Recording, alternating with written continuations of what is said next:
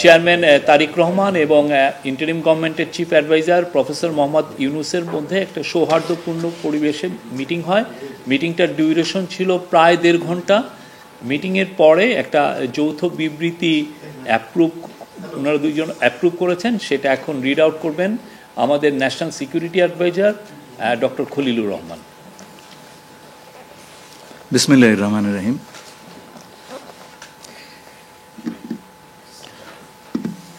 মাননীয় প্রধান উপদেষ্টা এবং বিএনপির ভারপ্রাপ্ত চেয়ারম্যান দুজনের অনুমোদিত যৌথ বিবৃতিটি আমি পাঠ করে শোনাচ্ছি।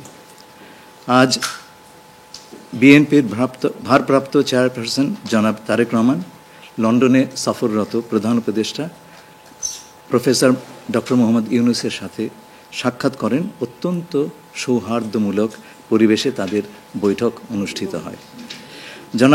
জনাব তারেক রহমান প্রধান উপদেষ্টার কাছে আগামী বছরের রমজানের আগে নির্বাচন আয়োজনের প্রস্তাব করেন।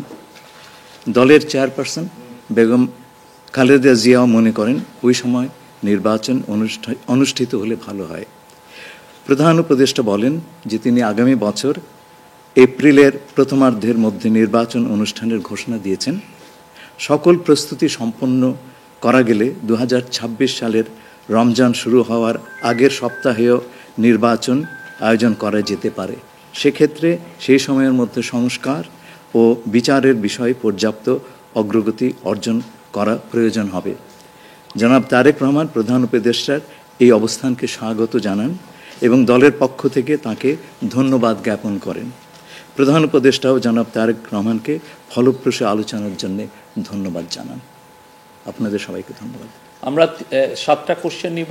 আপনারা কোশ্চেনগুলো করবেন হচ্ছে আমাদের national security adviser doctor Khalilur Rahman এবং বিএনপির স্ট্যান্ডিং কমিটির মেম্বার আমির খসরু মাহমুদ চৌধুরী। প্লিজ। আমার একটা প্রশ্ন, জুলাই সনদ নিয়ে কোনো কথা হয়েছে কি আজকের বৈঠকে?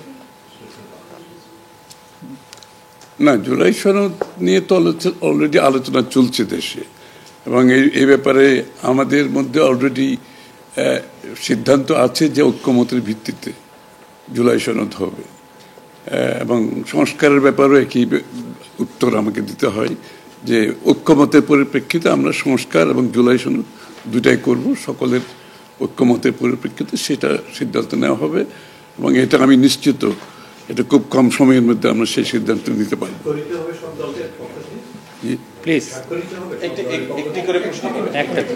হ্যাঁ, ঐক্যমত যেখানে হবে স্বাভাবিকভাবে ঐক্যমতের পরিপ্রেক্ষিতে যে সিদ্ধান্ত হবে স্বাক্ষরিত তো হবেই, না হওয়ার কোনো কারণ তো নেই। Please please please please please. উনি প্রশ্নটি হচ্ছে যে যেটি বারবার যে কথাটি বলা হচ্ছে যে রুটম্যাপ, নির্বাচনের রুটম্যাপ, নির্বাচনের একটি সঠিক তারিখ নির্ধারণে আসলে সমস্যাটা কোথায়? একটি সঠিক তারিখ, সুনির্দিষ্ট তারিখ। এর কোনো সমস্যাই নাই, আমরা কোনো সমস্যা দেখছি না। কেউ দেখলে পারে এটা ভুল দেখছেন।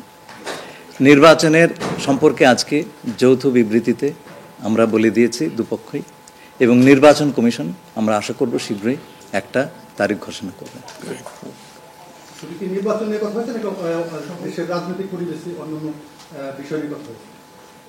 সব বিষয়ে আলোচনা তো হবে, স্বাভাবিক। আমরা তো নতুন বাংলাদেশ গড়ার প্রত্যয় নিয়ে সামনের দিকে এগোচ্ছি। সবাই আমরা চাই দেশ গড়ার যে প্রত্যয় আমরা নিয়েছি, আমরা ঐক্যবদ্ধভাবে সেই কাজটা করব।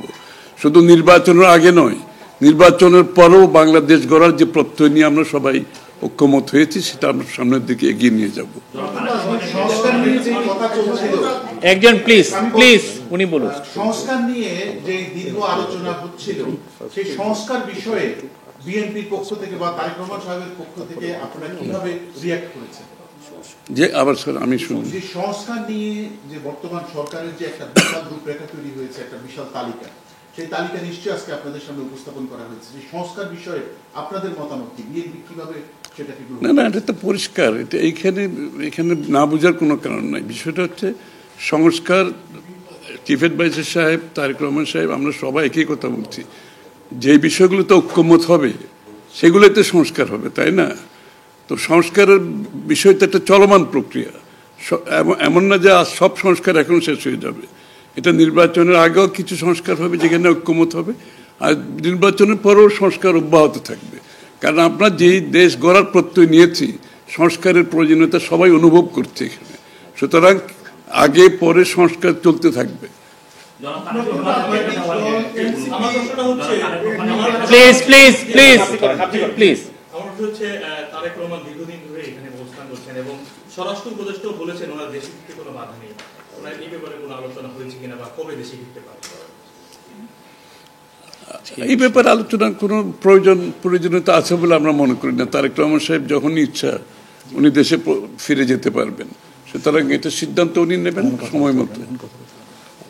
আমি একটা প্রশ্ন করতে চাই। আমার প্রশ্ন আছে যে শেখ হাসিনার যে এই যে হত্যাযজ্ঞ, সেই হত্যাযজ্ঞের যে বিচার প্রক্রিয়া, সেই বিচার প্রক্রিয়ার সাথেও কিন্তু একটা বিষয় জড়িত। তিনি বলেছেন যে তার সময় অর্থাৎ নির্বাচনের আগেই শেখ হাসিনার যে বিচার প্রক্রিয়া তিনি শেষ করতে চান এবং পরবর্তীতে তাকে ফিরিয়ে আনার ব্যাপারে তিনি সিদ্ধান্ত নেবেন। এই ব্যাপারে আলোচনা হয়েছে কিনা, এবং যদি সেটা হয়ে থাকে তাহলে সেটাও এই নির্বাচনের রূপরেখার সাথে এটা কোনো প্রভাব ফেলবে কিনা? যৌথ বিবৃতিতে এর উত্তর দেওয়া আছে। সংস্কার এবং বিচার দুই বিষয়ে পর্যাপ্ত অগ্রগতি কথা বলা হয়েছে এবং আমরা মোটামুটি কনফিডেন্ট যে এই অগ্রগতি আমরা নির্বাচন আগেই দেখতে পাবো। সম্পন্ন করা যাবে। রাজনৈতিক দল এনসিপি নির্বাচন কমিশন সংস্কার ছাড়া নির্বাচনে যাবে না বলে ঘোষণা করেছে। এই ব্যাপারে এখানে আলোচনার কোনো সুযোগ আছে বলে আমি মনে করি না। এটা স্যার বলেন কি হয়েছে?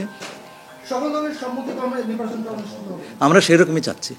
নির্বাচন কমিশন এই নির্বাচন কমিশনের অধীনে নতুন রাজনৈতিক দল নির্বাচনে যাবে না বলছে, নিয়ে কোনো আলোচনা হচ্ছে? এটা ওনাদেরকে জিজ্ঞেস করেন।